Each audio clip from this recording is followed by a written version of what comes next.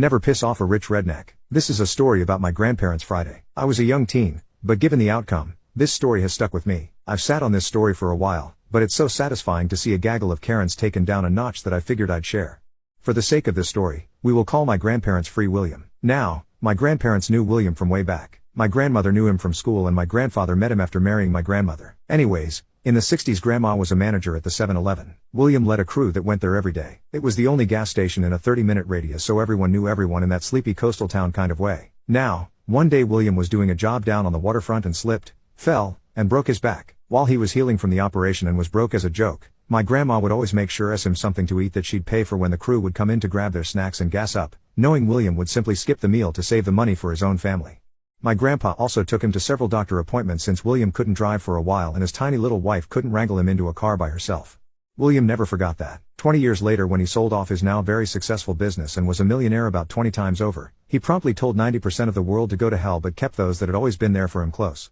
Meanwhile, he never moved from the house that he'd had since before he was rich. His only concessions to his wealth were trips with his wife to see the world and buying up quite a few acres of the forested land around him.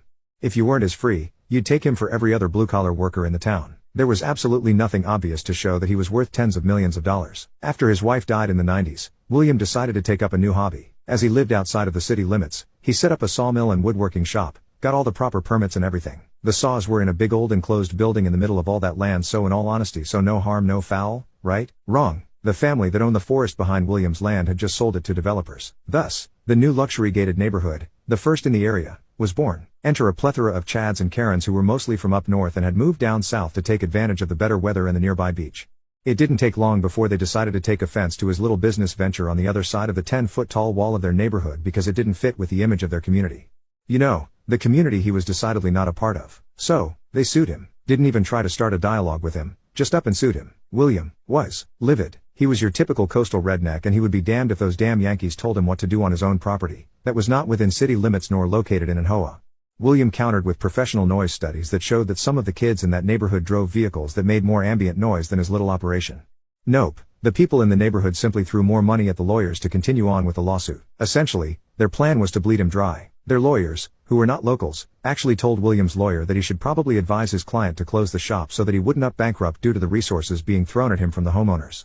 Due to the relatively modest surroundings of his home, the neighbors nor their lawyers had any idea the man was actually richer than just about all of them put together. All they saw was an older dude who drove a beat-up 80s model truck and wore meaties jeans and work shirts that lived in what appeared to be a relatively modest home, especially compared to their McMansions.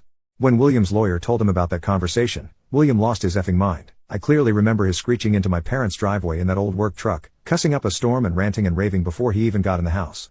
He came to our house, why? Because my grandmother, bless her heart, was known as one of the most giving people in the world. Unless you pissed her off, if you hurt her or someone she cared for, she became one of the most vindictive assholes that could be found in that town. I am not kidding when I say that her ability for revenge served cold was legendary amongst the locals. So William had come to the house for a dose of her deviousness. Us kids weren't allowed inside during that conversation, but after he left that day, I later heard the adults talking about how he proceeded to hire quite a few private investigators to see if there would be any dirt to dig up on them.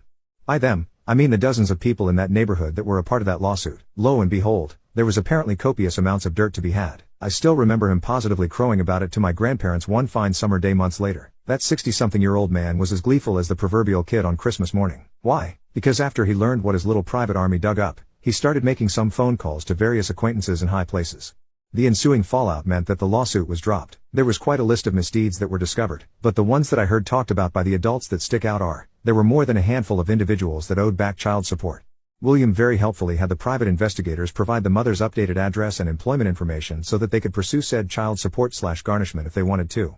On top of that, the IRS became very interested in several of those people as well as various other neighbors. Finally, one household ended up in prison because the investigators realized that they were drug dealers. The pictures of the transactions caught by the pies were helpfully handed over to the sheriff's department.